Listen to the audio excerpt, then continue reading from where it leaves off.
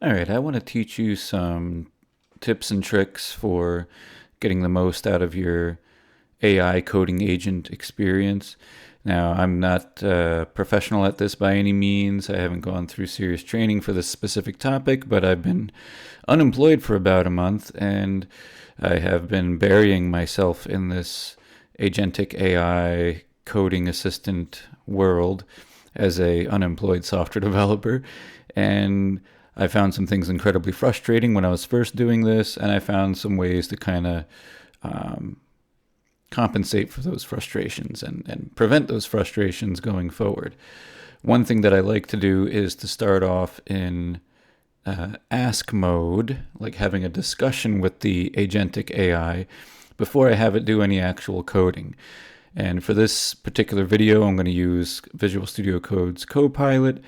And I'm going to, right now I have it in ask mode, and I'm using Claude 3.7 Sonnet. I have available to me a whole bunch. Oh, this has been updated recently, actually. O3 Mini is in here now. But anyways, I have some different agents available to me. In this video, we may switch between them. We'll see. But anyways, let's go ahead and get started. One of the first things I like to do, well, first of all, you got to start in an empty folder for what I want to do. When you want to create a project from scratch using something like Visual Studio Code's Copilot. So I opened up an empty folder called Getting Started, and I'm going to have a discussion with the AI first. Figure out what do we want to do and what can I do to help it help me. That's one of the key things. Figuring out how to help the coding agent help you. Let's say we want to create some kind of utility. Let's go with, well, something a little bit funner than a utility. I want to make a Sudoku puzzle generator. What would you need to know from me to get started building such an application? So first I start with this little conversation here. So it's going to give me a suggested directory structure. So I say, okay, let's take a little slightly different approach. This is fine.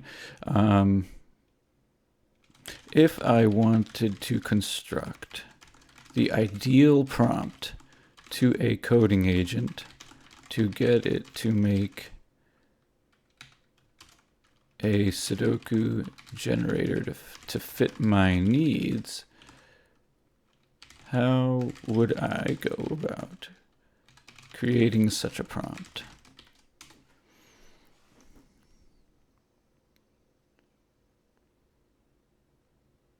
Good. So here's the answer it's giving me. Number one, I want to specify my core requirements.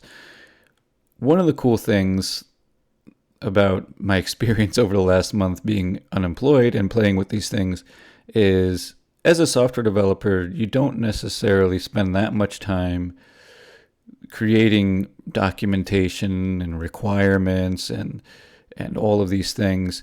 You're given those things and you have to build accordingly. Well, now I'm essentially the project manager for my coding agent, and I need to provide the proper documentation to my coding agent for it to do its job as effectively as possible. So specify the core requirements. This is a common thing in software development, right? You need to know what your requirements are. Game format, can it be any of these variations? Difficulty levels, do I want to have difficulty levels? Number of puzzles to generate, whether you need solution provided, etc. Technical details, right? What kind of stack are we going to use? What is the user experience going to be like? Do I have a preference of algorithms? Do I have examples of applications? And this is something that can be really helpful, including examples in your prompt when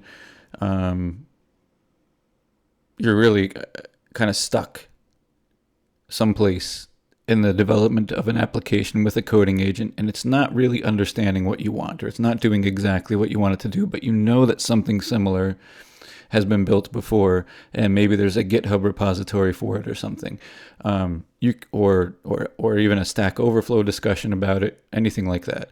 Even an academic article written about some algorithm, you can grab that, throw it in here, and say, hey, this is what I'm talking about. And sometimes that's very helpful for the coding agent. So here's an example prompt, which I didn't even ask it to give me one, but this is great. Standard 9x9 grid, built with JavaScript, blah, blah, blah, blah. Cool. And you know what? We're going to go ahead and go with the example prompt that it gives us. All right, because this is pretty much exactly what I want to be able to do. I'm just reading through really quick.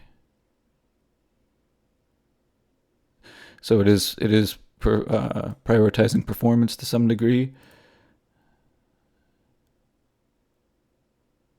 Okay, let's go ahead and take this.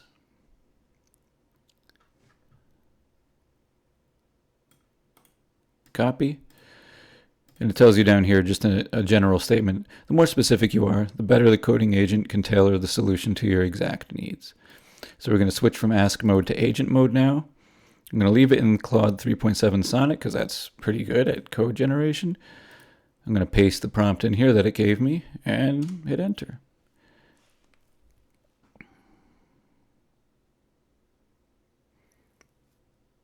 All right, so now it's formulating its plan. It's going to create the project structure, kind of similar to what we had, what the ask mode had given us when we asked it the first question. In GitHub Copilot, you're going to have some interactivity here sometimes, just like in Cursor to some extent, although Cursor is more immediate and more automatic, I should say. All right, so we're already running into an issue here. Look at that. Let me fix that. So it detected. Sometimes it won't detect the issues that happen in the terminal, and then you have to kind of play around with it. Hopefully, I kind of hope that happens here because then I'll be able to show you kind of how I tend to work around these things. That's one of the hiccups that can happen, right? Is something happens, an error occurs in the terminal, and the Copilot doesn't pick up on it, and then you have to kind of copy and paste or whatever. Other times, the coding agent will have you change directories in your terminal, and then it will forget later on that it has had you change directories in your terminal. So then it will go to run a command, assuming that you're somewhere else in the terminal, and that causes its own issues. It's working on the index.html now.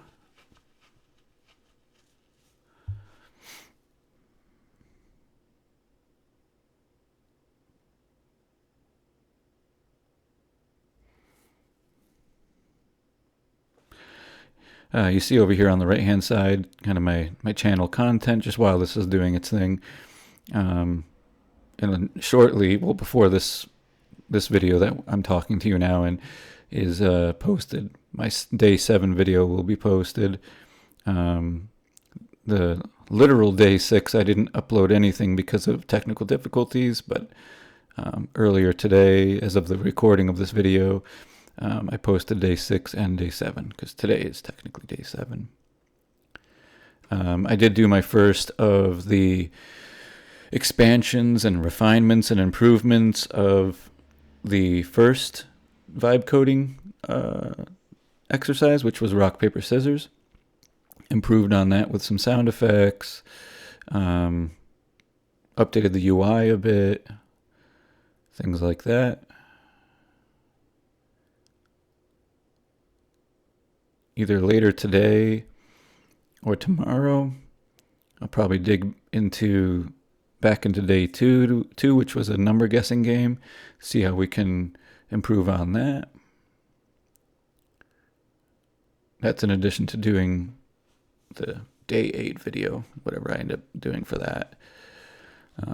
Could be anything from like a tic-tac-toe to or some other simple games. I was going to say a maze generation. Oh, roguelike. That's what we could do. A very simple roguelike. We could do that tomorrow, maybe. Yeah, we'll have to see. We'll have to see. A twist on the number guessing game that I could do would be, instead of the game randomly generating a number, it could be a 2-player game, and the one player inputs a number between 1 and 10, and then the other player has to guess what number they inputted, and then vice versa, and whoever averages guessing in the shortest amount of guesses wins, or something like that.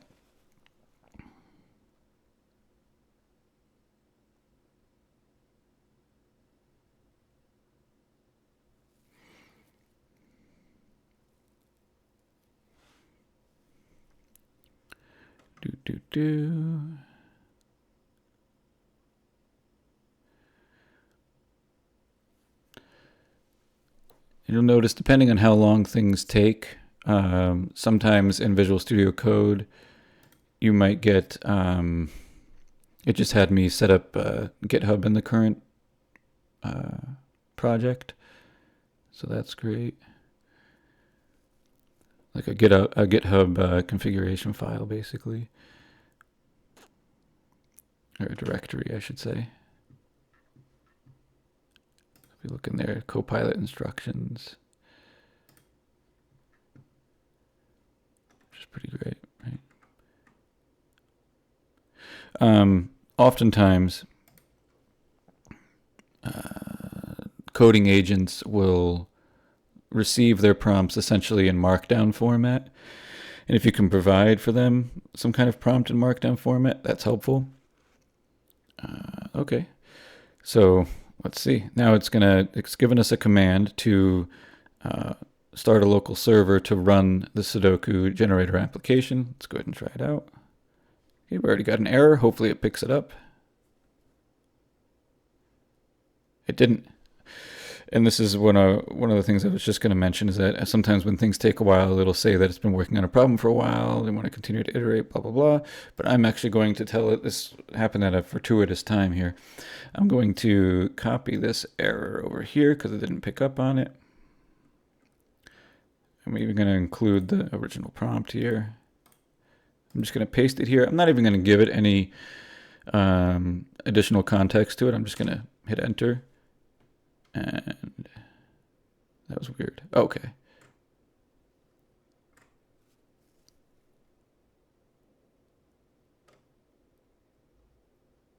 Yeah, so it tried to give me like a bash command basically before. Let's go ahead and do this again. Allow, go ahead. So now that server's running properly.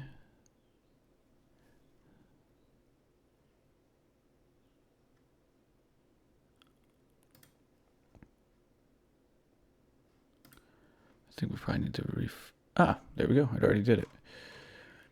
Oh, so it updated VS Code task to use the correct partial. Oh, right.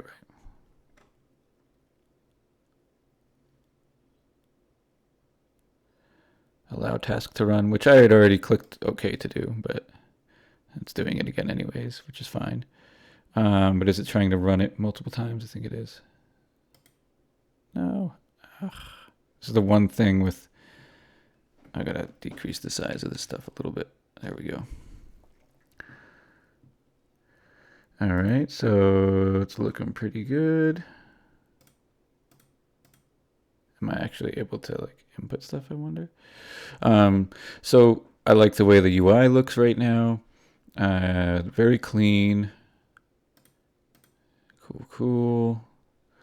Let's go ahead and try to solve one of these really quick to see if does it even let you input anything? It does. All right, cool.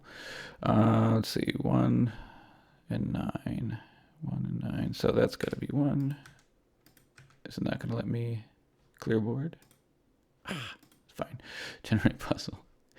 This doesn't look very easy, but anyways, let's see. 1, 2, 3, 4, 5, 6, and 9. 5 has to go here. 9 has to go here. 6 has to go here. So it doesn't really look like it does any validation at the moment you put stuff in, right? Because I know that these are all correct that I put in there and they're red. I assumed before that red just means it's an invalid input. So we can ask it to improve this, right? So let's do that.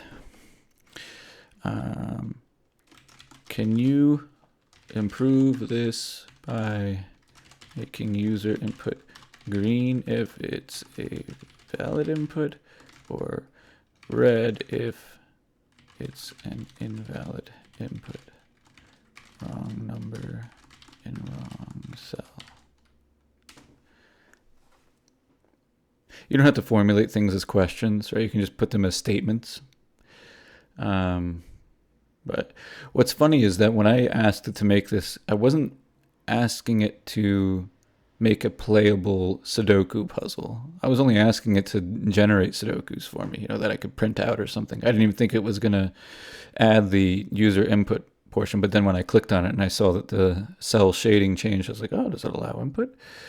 And then I also have to ask it after this to allow a user to edit their input after they've put. So if you put something in and it's wrong, you should be able to delete it and then put something else in there, right?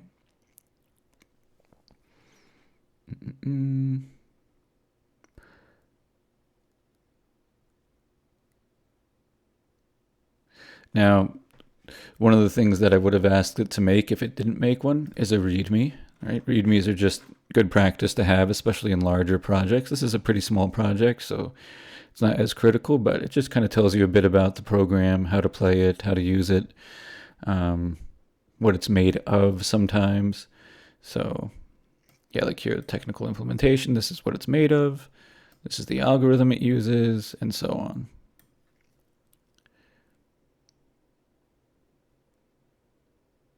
I don't want to get too hung up, though, on necessarily on the fact that this is a Sudoku application. I want this video to be more of a getting your feet wet thing. Allow this task to run. Allow Copilot to run the shell task. Yep, continue. Go right ahead.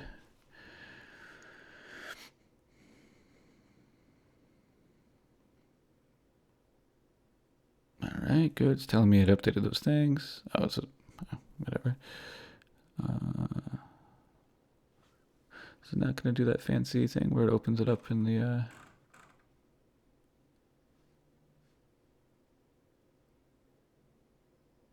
Oh, well. Let's click this. All right. I kind of like it more over here anyway so that we can see things. So this obviously has to be a 2, and it comes up red.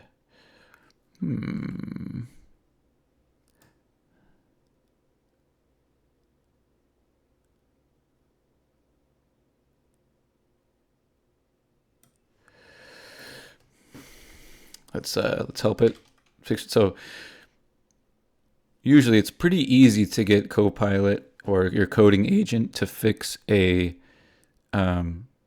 error that's occurring.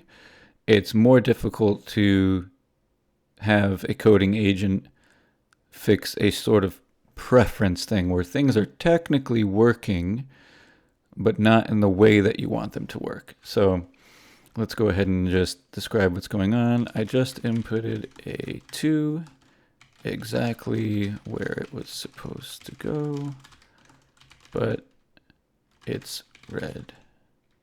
It should be green. If I had put the wrong number there, then it should be red. Let's see. So bugging out validation logic. So it's saying that it did understand what I asked it to do before, but it didn't implement it correctly. And this happens pretty often. Problem is how we're checking the validity of cell placements.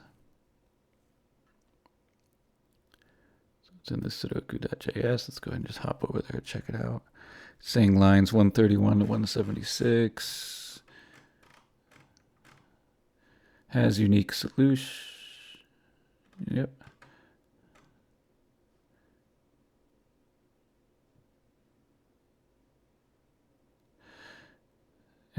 That's good. I'm just going to shrink that for a second.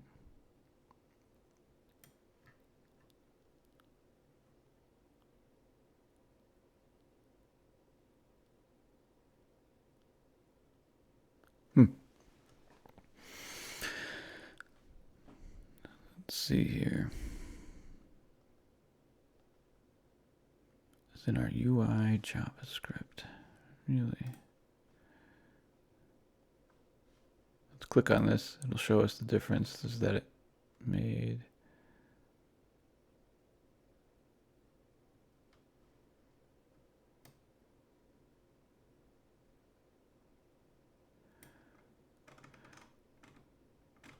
I wonder if it even realizes that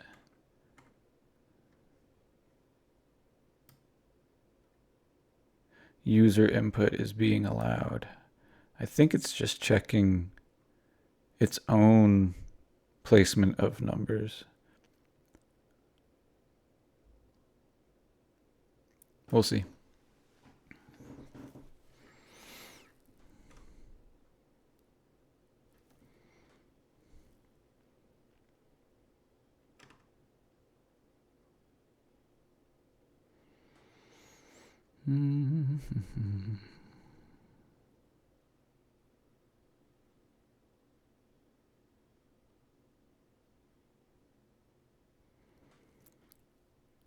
This may be good.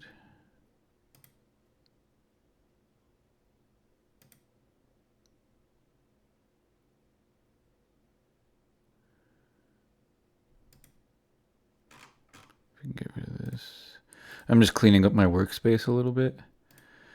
There was a lot of unnecessary terminals open, so it's not necessary, but it's just kind of a nitpicky thing that I do.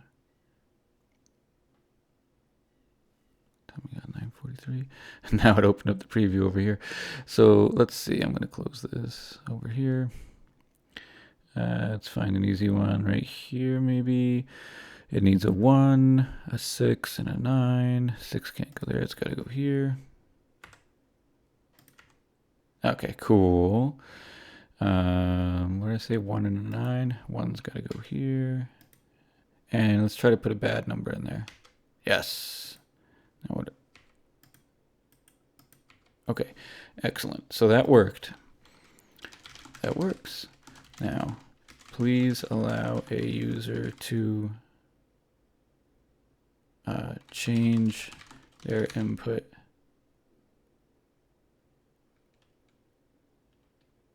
For instance, if I input a 7 and it's wrong, there should be some way, I'm not going to tell it a specific way, some way for me to change that to the right, to some other number. All right. Once we're done with this, I think we'll move to maybe a different project, or we might stop this video at that point and do a different video to go over some tips and tricks again.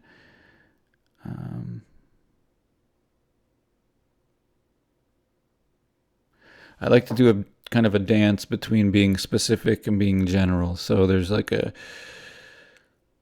even though when there is something specific that you want done, you should ask that as clearly and specifically as possible.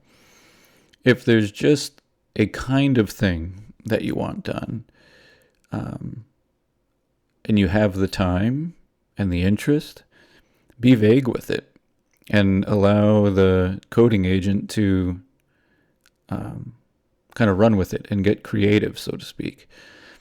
I find that incredibly fun. It can be interesting what it comes up with, and oftentimes I like at least some of what it does, and so I'll only ask it to change a little bit. Sometimes I like everything that it does. So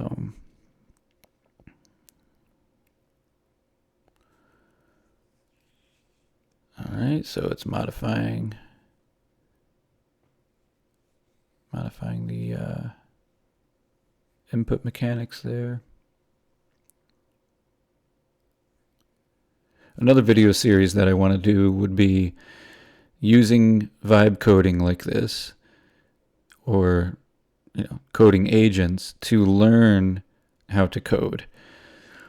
And I have some history, some experience with teaching computer science at the community college level, and I can imagine how this would be extremely helpful. I know a lot of professors out there would not even want to touch this stuff because they think it's harming an individual's ability to learn the fundamentals, but I think a proper balance of using these tools can actually help you to learn coding faster and keep your interest and passion with it going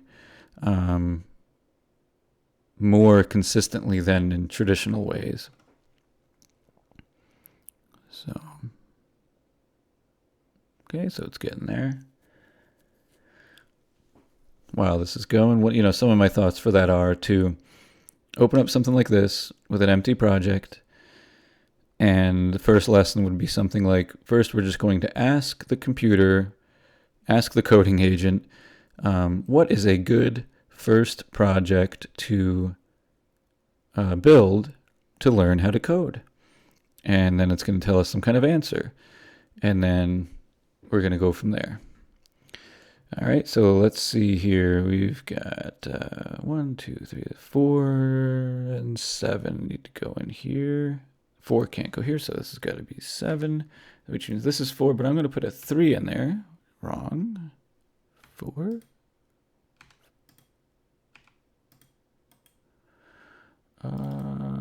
Okay. X.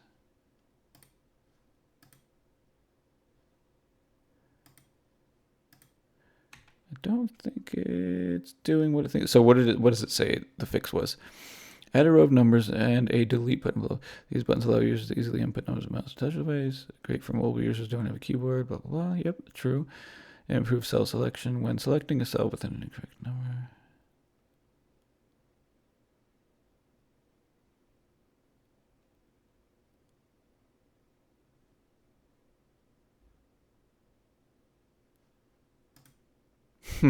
Okay. I just inputted a wrong number into a open cell. When I clicked on it to change it, it shook as if it were a, where is it? Preset cell.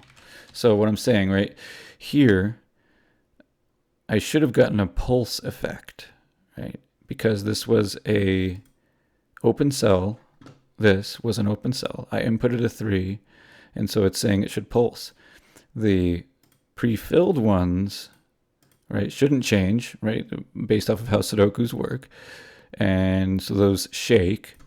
But again, this number shouldn't be shaking. So let's see if it picks up on what I'm saying and does a working fix for it.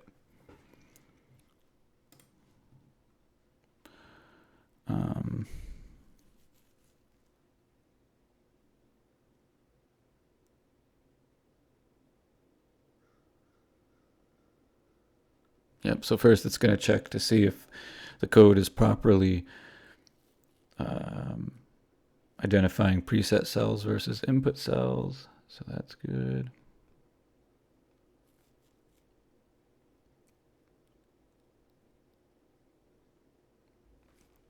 Some other tips and tricks that I've come up with along over the past month or so is for a complex application, I will ask first for, first I'll have a discussion about the complex application that I want to build.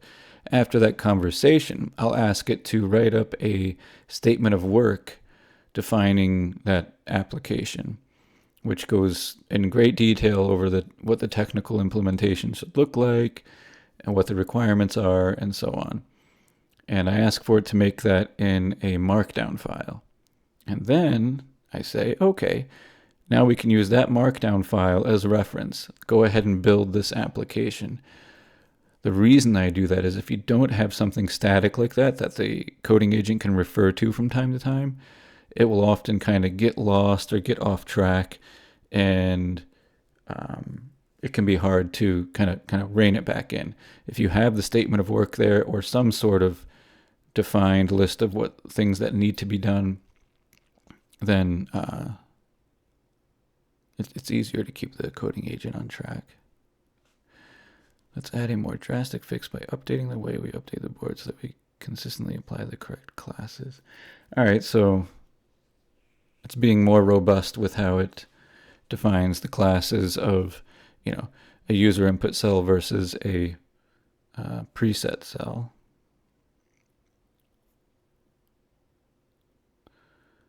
So that's good. Again, we can click on these things here to get a preview of what it's done. Yeah.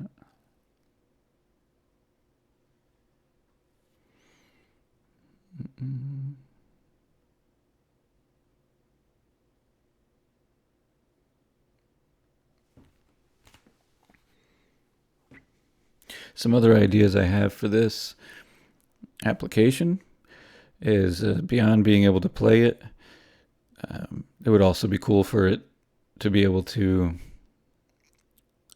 generate a whole bunch of them and export them all into a PDF, and then you could print it out. So you could print out your own little Sudoku books.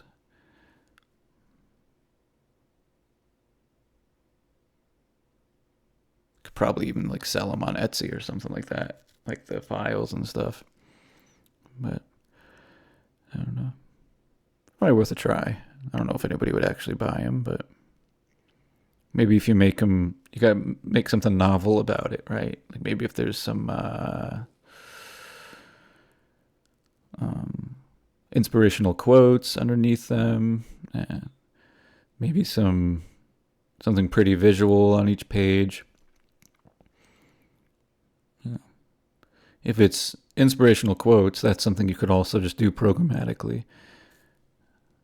So I think there are almost certainly public APIs out there that are free to use that you can grab random inspirational quotes from and then include them at the bottom of each Sudoku page.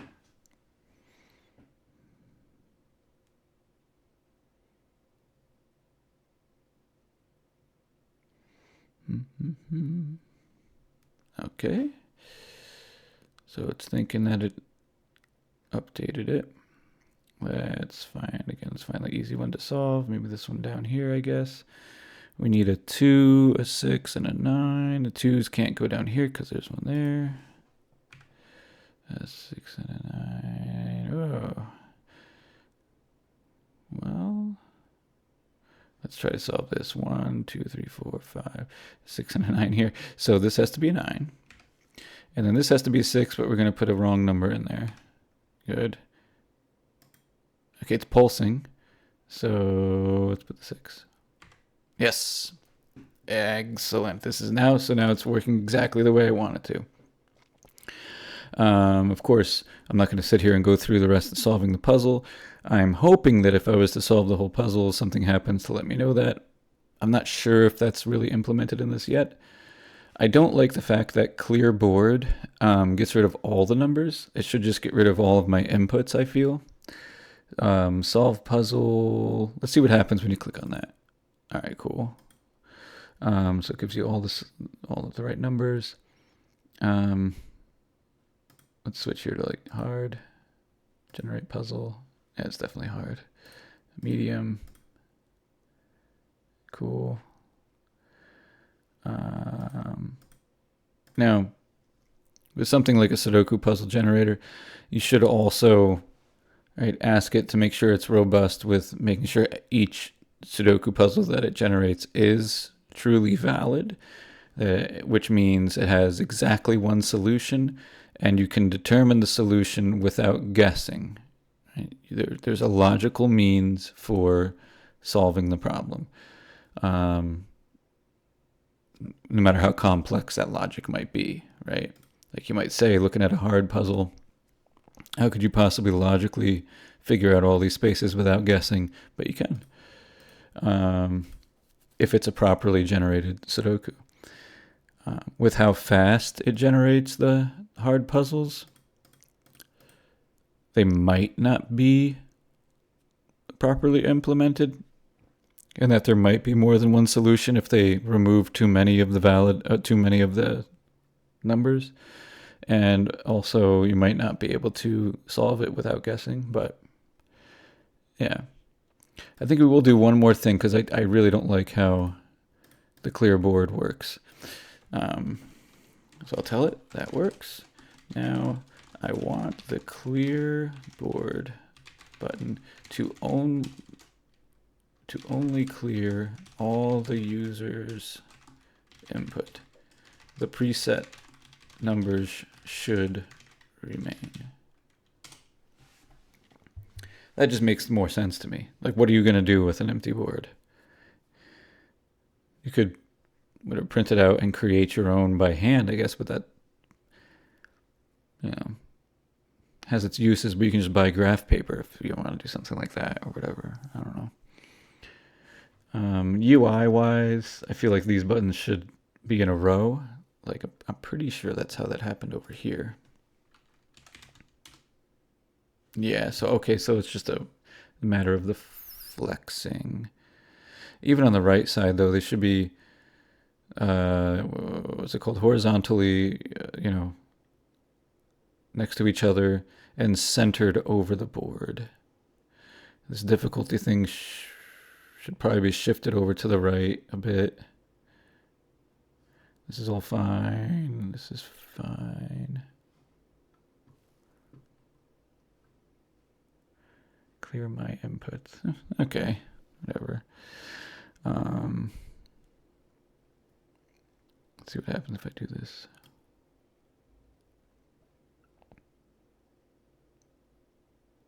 All right. So yeah, that's fine. Let's go ahead and solve one of these boxes. 1, 2, 3, 4, 5, and 6. So 5 goes here, 6 goes here, and clear my inputs. Oh, see, it didn't work. Interesting. When I entered a couple of numbers in and clicked clear my inputs, it turned my inputs into preset inputs rather than removing them. Let's see if it understands what I'm saying, right? Because I entered that 5 and I entered that 6. Then I clicked clear my inputs, and instead of removing them, it just changed them from green to black, and now they're acting as if they're presets. They're shaking instead of pulsing.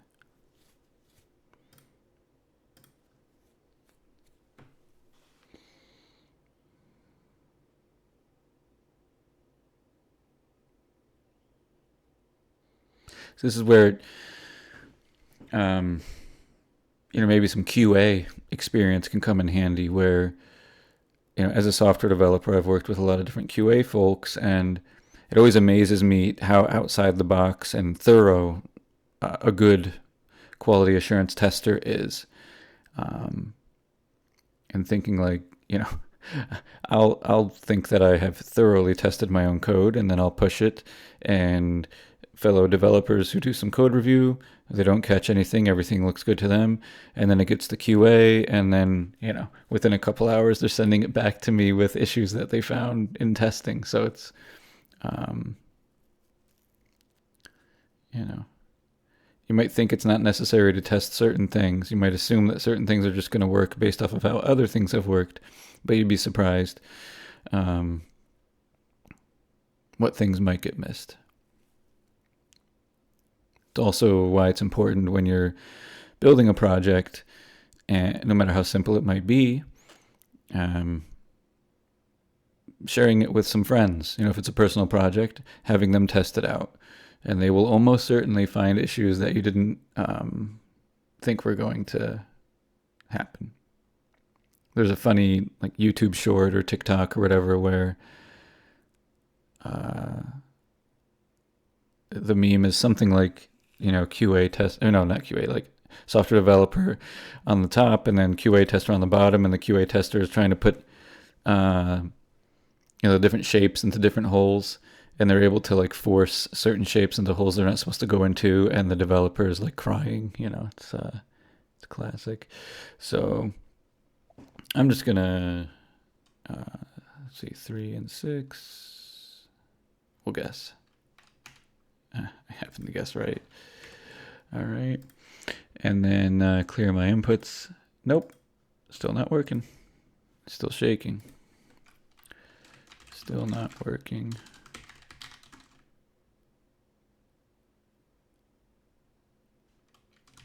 My additions do not get removed. And when I click on them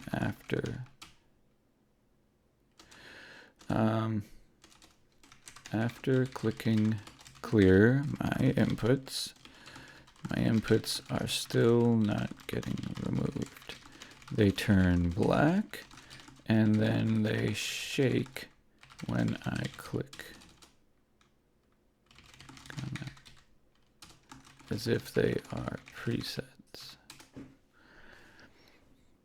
So earlier I wasn't as explicit as I'm being there, so let me scroll up and just show you. So when I entered a couple of my numbers and clicked clear my inputs, it turned my inputs into preset inputs rather than removing them. So I didn't explain why I assumed they were turned into preset inputs. And then since it didn't really fix the problem this time, I got a little more specific. So this is another thing that you want to do when you're kind of banging your head against the wall and it's not understanding. You just get it more and more specific.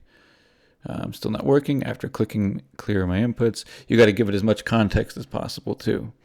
Right? So I could have given even more context here and saying I inputted 2 correct numbers within a box, and after clicking clear my inputs, those 2 inputted numbers that were green now appeared black.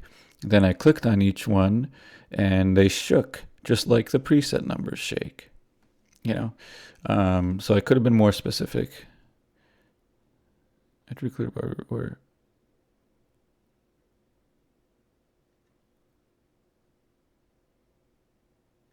yeah, this is what I thought it was doing. So, and if you think you know what the problem is too, you can either A, go in and fix the problem yourself in the code, or B, say, hey, it looks like maybe when a user clicks the remove my inputs button, what's actually happening is it is reading all of the numbers in the puzzle and just kind of resetting the board as if all of those numbers were preset numbers. So it's not looking at whether or not the numbers that are on the screen are actually presets or user inputs. And it may have done that out of efficiency's sake, like to give me an answer as quickly as possible instead of being thorough and taking a little bit longer to write the code for me.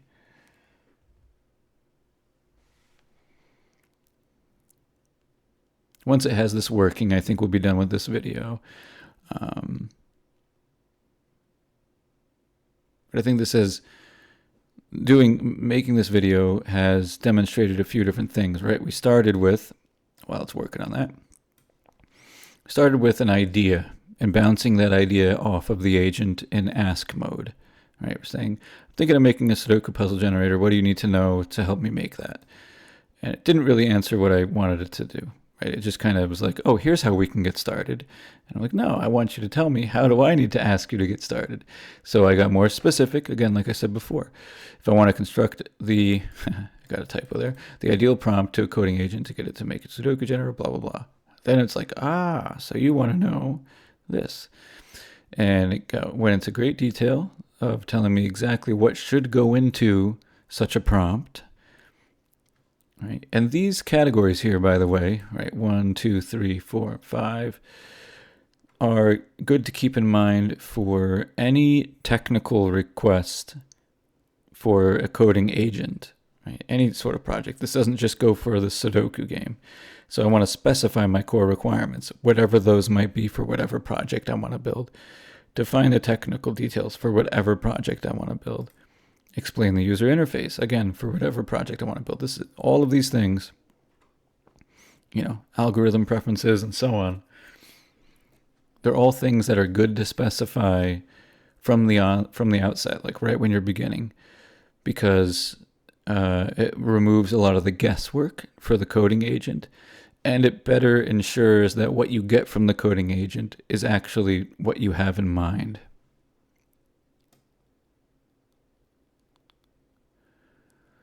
All right, how's it going here? This gives me an idea, actually, for another project outside of the 100 Days of Vibe Coding Games series. Would be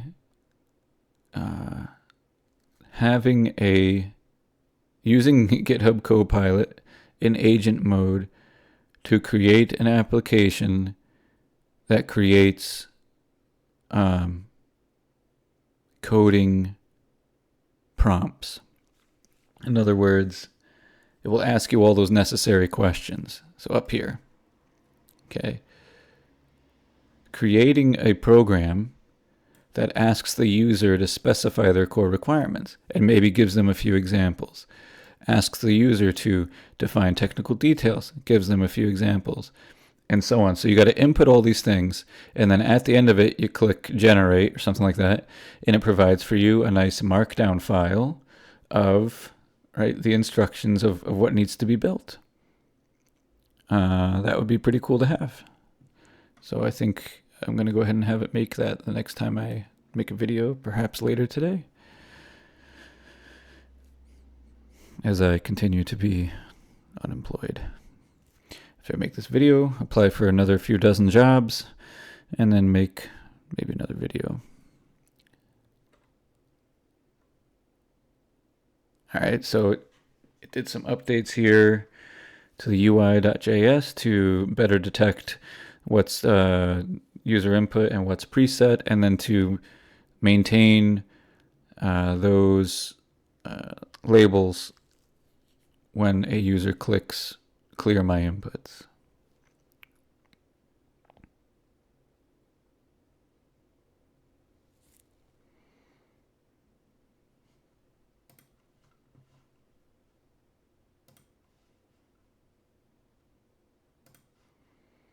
Go check out my channel.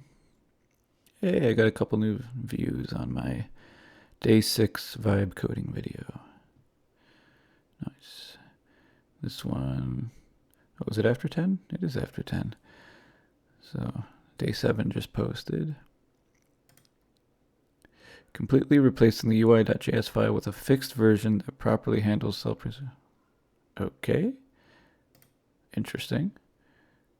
Uh-oh. So we just ran into a buggy issue here. I don't know why it tried to do that. It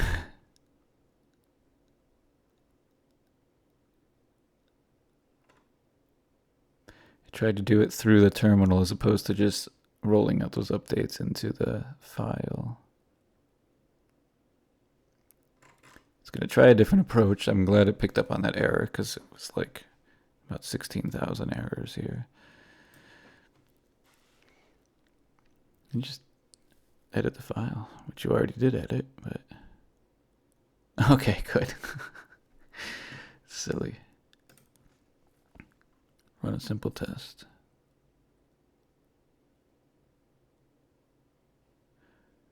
Server's already running, isn't it? Let me just see here. Interesting. I guess I'll do this.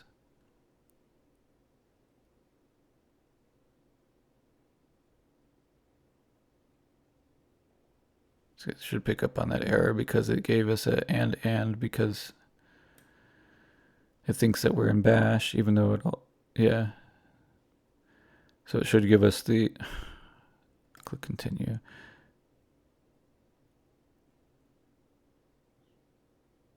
Yeah, that should work. Yep, there's an error. Hopefully it catches that.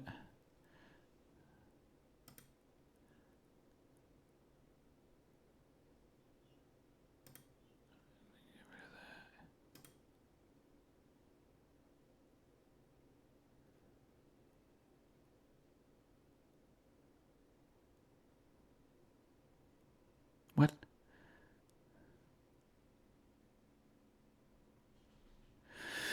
So sometimes I've run into this with both GitHub Copilot and Cursor. It kind of retraces its steps and sometimes gets stuck in like a repetitive loop for quite a while. Hopefully that doesn't happen here. Yeah, exactly. You already fixed it, didn't you?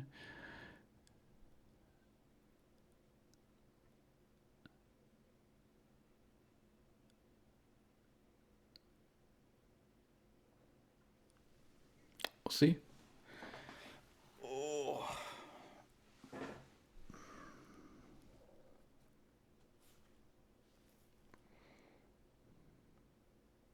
I gotta get something to eat after this. This is my third video in a row today. Sometimes I get on a roll, especially after yesterday being such a wash. Wasn't able to make any videos yesterday because of internet problems for like 8 hours.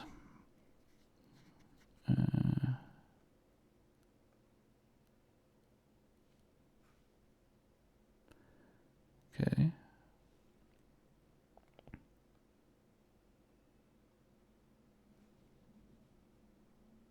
Yeah, exactly. There's no puzzle. There's no puzzle there. What have you done?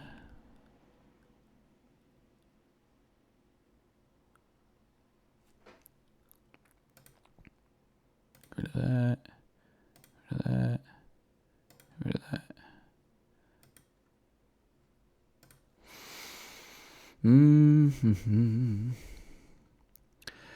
So yeah, I mean, once this is working, that's definitely where we're going to end this. Things that I could do to improve this, I already mentioned before, update the UI a bit and make sure that those buttons are centered.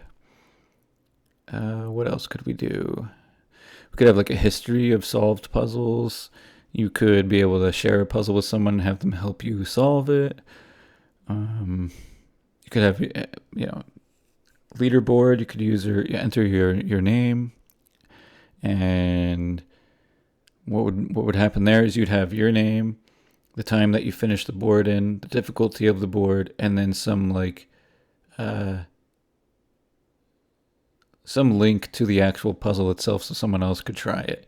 So maybe be stored as like a hash or something like that for the a seed for the random generator. That's what it would be. And they can get that same board as you. Oh boy, here it goes trying to do this again. I'll rewrite the entire file to ensure it's properly formatted free of errors. We will see. If it tries to do that same command again that got all those errors, I'm just going to copy and paste the code over to that UI.js file and do it that way instead. See if that works.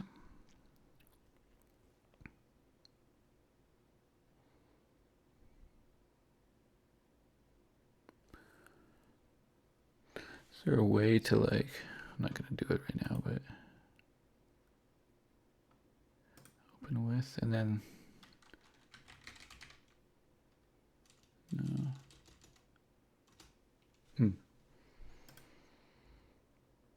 Oh no, this is what I wanted to do.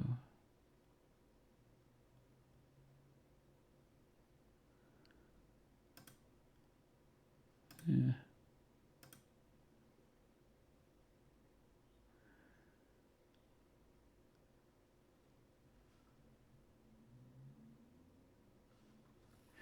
Yeah, see, here it goes again with this.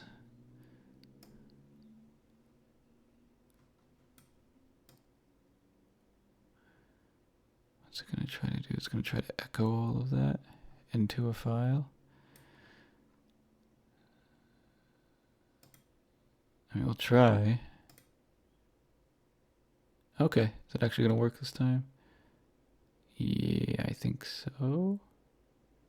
I think so.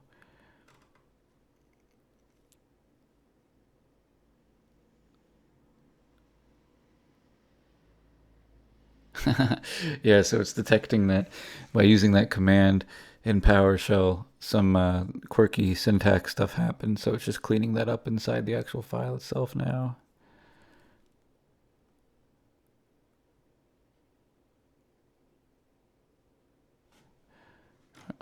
Why'd you go all the way back up there? You should now be able to use the, let's see.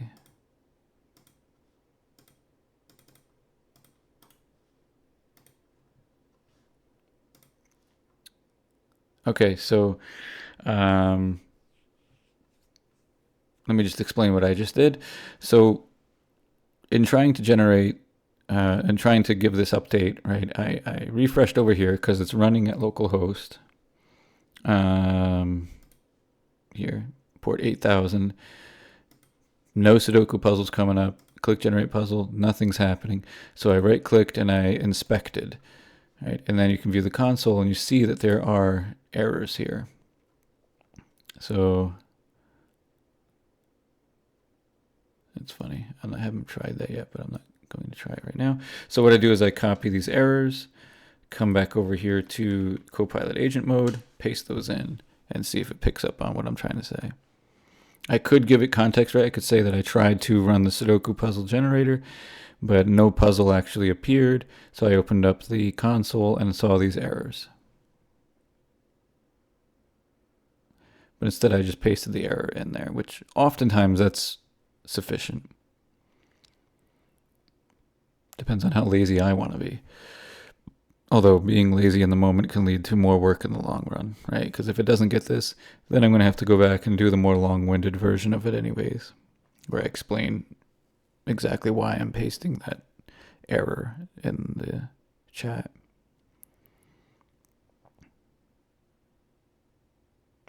It didn't copy over. Oh yeah, that's there. All right, good.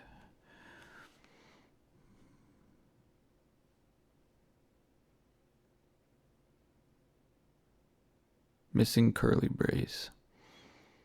Hey, happens to us all. It's really funny to me that coding agents make syntax errors. It just seems, I don't know, for whatever reason, to me, that seems like such a human error issue that you wouldn't come across using a coding agent, but coding agents are designed by humans after all, and their learning methods are inspired by humans, so.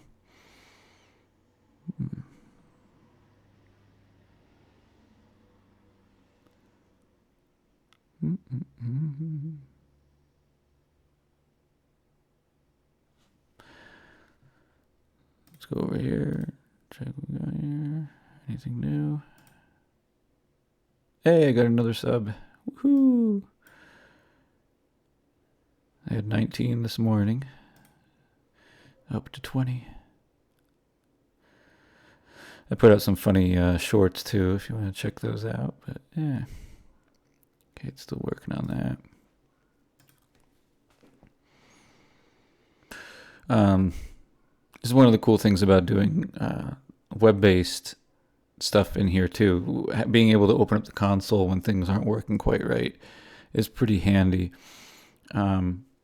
Another thing you should do, right? Another tip or trick. I'm going to do a whole nother video for this, but is especially for larger projects, you want to make sure that your coding agent is using thorough logging, error handling,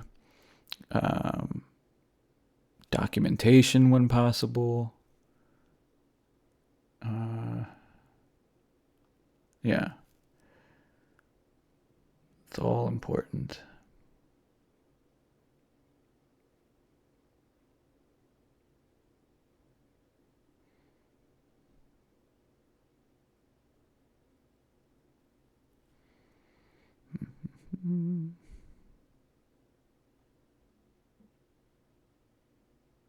Oh, and testing. You want to make sure that it implements a bunch of like unit tests and whatnot. and a way to run those tests. These are all ways that you can help the coding agent help you help it to help you, right? By having it create tests. So you be specific, right? I want you to implement thorough testing in this application, and you can even have a discussion with it about that, right? Based on what this application is supposed to do, what sorts of testing do you think we should have? And then it will tell you. And then you say, okay, let's go ahead and implement that testing. Okay, good. Hopefully this works okay. Sometimes when you click continue there, what I just did, it gets caught in like a loop and it tries to implement something called continue or something it doesn't really understand. Okay, good. It's doing the right thing. But anyways, testing, logging, and error handling are all extremely helpful. Here, I'll go ahead and delete this. I'm just going to have it run the server fresh. That's why I got rid of those. In case, let's see if it's going to try to run it inside the window here too. Summarizing conversation history. I wonder if I think that's just it occasionally keeping up with itself. I'm going to refresh this. Cool. There's our puzzle. No errors over in the console. What were we even asking it to do that it had that issue? Oh yeah, the clear inputs. So is there a super easy one? Let's do this. 2, 6, and 8. No, 8 can't go there. 8 there. 2, 6. Clear my inputs. Still not working. We're going to stop this here. We'll pick this up again though, actually. We'll make this a series additionally about making a Sudoku puzzle generator. Why not? We'll continue to flesh this out, including adding like PDF functionality, inviting friends to help, cleaning up the UI a bit more, and getting the clear my inputs thing to work. Although, I wonder, generate puzzle. Did get an error. We'll come back to that.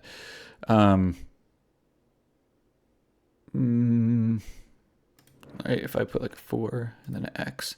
So that's another way to clear your inputs. We could even potentially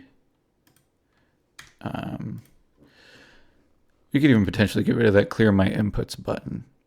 Is it something we really need? But anyways, this video is already too long. But I wanted to walk you through a somewhat more complex application using, some vibe coding techniques with GitHub Copilot in agent mode, telling you how we started with a conversation, asking it, how can we prompt you to do this in a way that's going to make you most effective? And pretty much right off the bat, it did pretty good, right? We're still dealing with some little issues here and there, and we'll see where it goes in the future. If you like this video, like, subscribe, share, comment, all that stuff. If you have any suggestions, leave them down in the comments below. And we'll see what we do next time. And until then, happy coding.